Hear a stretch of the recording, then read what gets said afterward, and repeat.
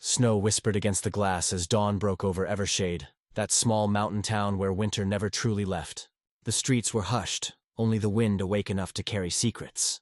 Lucian Vale sat behind the wheel of his car, watching his breath fog the window as if even air resisted leaving him. The world beyond was gray and frozen, an unkind mirror of what remained inside him. He had once been the youngest CEO in the city's history, a man who built empires with logic and discipline. Now he drove without destination, haunted by a voice that still sang in the hollows of his mind. Mira's voice, soft as snowlight, gone for nearly 2 years. The road curved through the edge of town, past the sleeping market stalls and frost-painted fences. His headlights caught the gleam of movement, a flash of brown fur darting across the street. He braked hard. A dog barked once, desperate, defiant. Then he saw her. The child was curled on a pile of discarded newspapers near an alley mouth, a thin coat wrapped around her like a broken promise. The dog pressed close to her side, its ribs visible beneath a matted coat. For a moment, Lucian thought they were sculptures of frost and sorrow, left by some cruel artist to remind the living what neglect looked like. Then the girl moved. He stepped out of the car, the crunch of his shoes on the frozen ground startlingly loud. The air bit at his throat as he crouched down. The dog growled softly, guarding her. "Easy," he whispered, voice barely above the wind. The girl's eyes opened, gray-blue, the color of river ice. She blinked slowly, disoriented but not afraid. Children who have known too much pain do not startle easily. "What's your name?" he asked. She didn't answer. Her small hand rested on the dog's head, trembling. He reached into his coat and pulled out his scarf, wrapping it around her shoulders. She didn't resist, though her gaze followed his every motion with an animal's wary patience. When he lifted her, the dog whimpered but followed. Lucian opened the car door, gesturing to the back seat. "Come on," he murmured to the dog. The creature hesitated, then leapt in after her as though deciding that this stranger was less dangerous than the cold. As he drove, the town slowly awoke around them. Through the fogged window, Lucian saw faces turn. May Corbin at her bakery, pausing mid-dough to squint at his car. The Reverend unlocking the chapel door, his expression half curious, half concerned. Evershade thrived on silence, but it fed on gossip. He could already imagine the murmurs that would follow. Lucian Vale, the widower with too much money and not enough soul, bringing home a stray. When they reached his house, the glass mansion on the hill looked even more empty than usual. Its wide windows caught the pale sun like mirrors that refused to reflect warmth. Inside, the heat rose quickly, chasing away the outside chill. He set the girl down on a couch far too soft for her small frame. She stared at the marble floor as though afraid to touch it with her boots. "What's your dog's name?" He tried again. "Bran," she said at last, the word thin and soft, like a breath she'd been saving. Lucian nodded.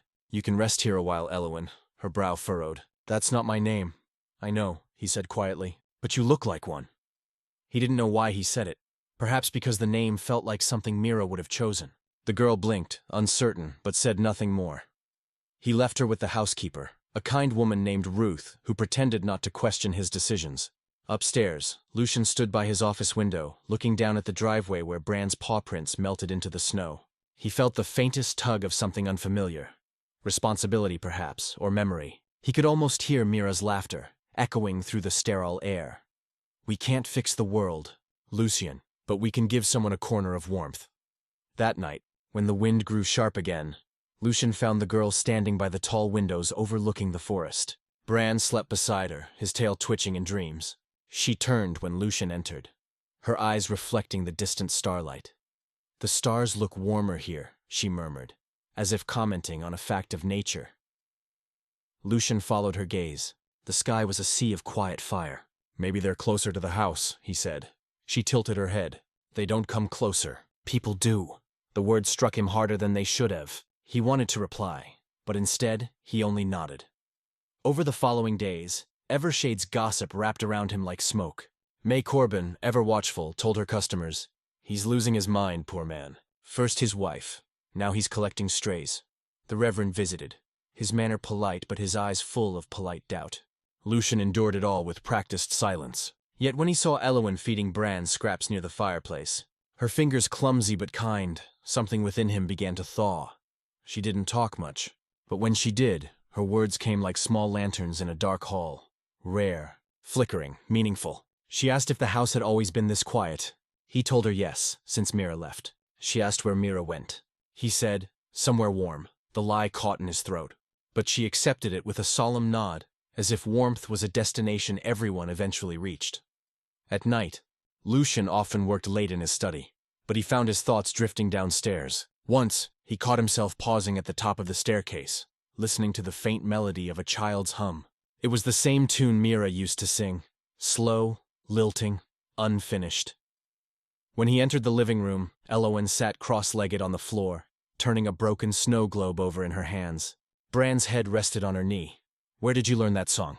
Lucian asked. She didn't look up. "My mama used to sing it when the power went out. Said it made the dark behave." Lucian froze. The same words Mira had once said to him during their first winter together. He swallowed hard, unsure if fate was cruel or kind. He knelt beside her, picking up the snow globe. Inside, 2 tiny figures stood under a silver tree. He remembered buying it years ago, intending to give it to Mira, then forgetting after her illness consumed their days. "How did this child find it? You like the cold?" he asked softly. "It's quiet," she said. "Quiet things don't hurt you." Something inside him cracked then, not loudly, but in that small, irreversible way frost cracks glass. Later, he lay awake, staring at the ceiling, thinking of the girl and her dog sleeping 2 rooms away. The mansion no longer echoed with emptiness. It pulsed faintly with life again. He didn't know what she carried, who she had been, or why fate had left her in his path. But her presence stirred the silence in ways he couldn't control. Outside, the wind eased. Snow fell softer, slower, like the world was catching its breath. The next morning, Lucian found Elowen in the kitchen helping Ruth feed Bran. She wore one of Mira's old scarves, the wool still faintly smelling of lavender. The sight stopped him in the doorway. Ruth smiled quietly, as though recognizing something sacred unfolding. "Breakfast is ready, sir," she said. Lucian joined them at the table, uncertain. Elowen poured him coffee without asking if he wanted any. Bran rested his head on Lucian's foot. It was all too domestic, too fragile. Yet when Elowen smiled, a fleeting, cautious thing, it warmed the room more than the fire. May Corbin saw them later that day from her bakery window. Lucian walking the dog while Elowen skipped ahead, kicking at clumps of snow. She shook her head and whispered to her apprentice, "He's trying to fill a ghost with another ghost. That never ends well." But her voice lacked conviction, and something tender flickered behind her eyes. Evening came early, painting the hills in blue shadow. Lucian returned home to find the living room dimly lit. The fire burned low, and on the mantel sat an old music box. He hadn't seen it in years. Elowen must have found it among Mira's things. She turned the crank slowly, and a familiar melody filled the space. Gentle, trembling, alive. Lucian stood motionless, the air thick with memory. Mira's laughter seemed to shimmer in the corners of the room. Elowen looked up. "It's pretty," she said. He nodded, his voice barely steady. "Yes, it was my wife's." She touched the lid, tracing the engraving. "To Lucian, for keeping your promises." "My mama used to say that too," Elowen murmured. "That promises keep people alive." Lucian's throat tightened. He wanted to ask, "Who was your mother? Where is she now?" But her gaze had turned inward, lost somewhere he couldn't follow. The dog stirred and laid his head in her lap. He stepped closer, watching her eyelids grow heavy as the melody slowed. For the first time in years, the house felt inhabited, not by grief, but by the fragile hum of life trying to return. When she finally fell asleep beside the fire, Bran curled around her protectively. Lucian lingered, staring at the faint smile on her lips. The music box ticked to silence. Outside, snow drifted gently through the pines, and the world seemed to pause. He whispered into the quiet, "Rest, little one." But the words weren't only for her. He stood there until dawn began to brush the windows pale again, realizing that for the first time since Mira's death, he hadn't dreaded the morning. And though he didn't yet understand why this child had crossed his path, something in him knew he wouldn't be the same once the snow melted. The story hadn't ended. It had only just begun. The days after the snow softened were quieter, but not easier. Lucian noticed how easily the girl filled the empty corners of his home. Her laughter echoing down the marble halls, her dog's paws clicking on the floor like a heartbeat the mansion had forgotten it had.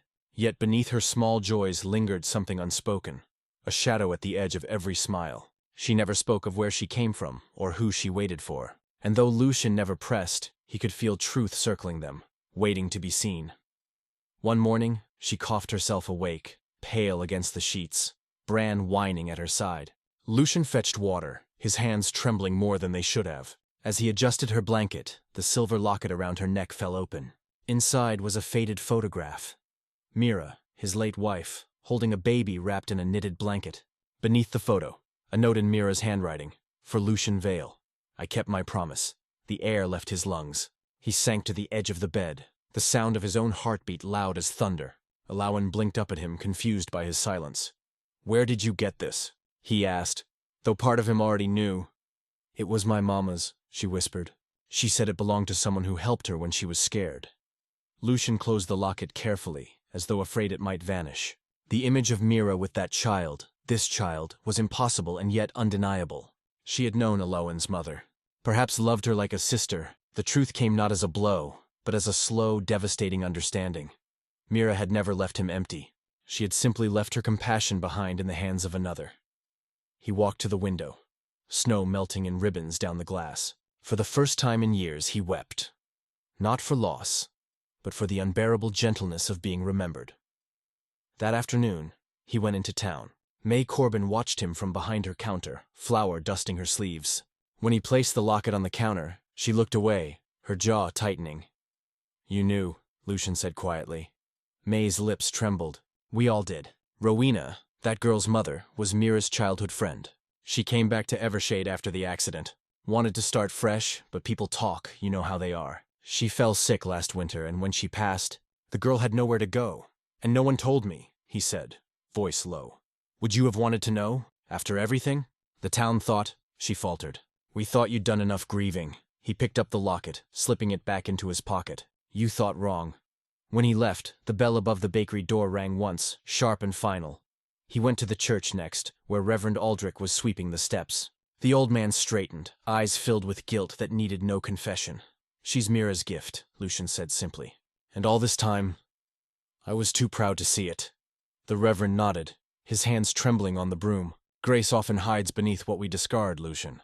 We just have to look low enough to find it.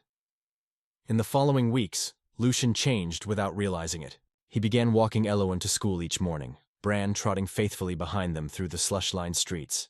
The townsfolk who once whispered about his coldness now watched as he carried her books, waited outside the bakery for her favorite rolls and smiled, quietly, but genuinely, for the first time in years.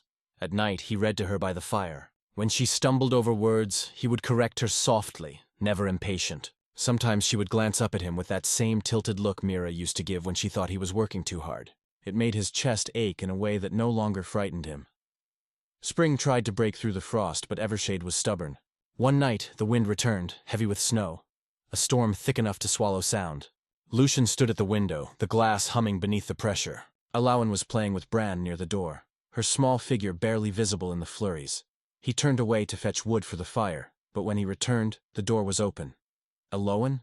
He called. Only the storm answered. Panic clawed at his chest. He threw on his coat and stepped into the white chaos. The wind bit through him, the cold fierce and alive.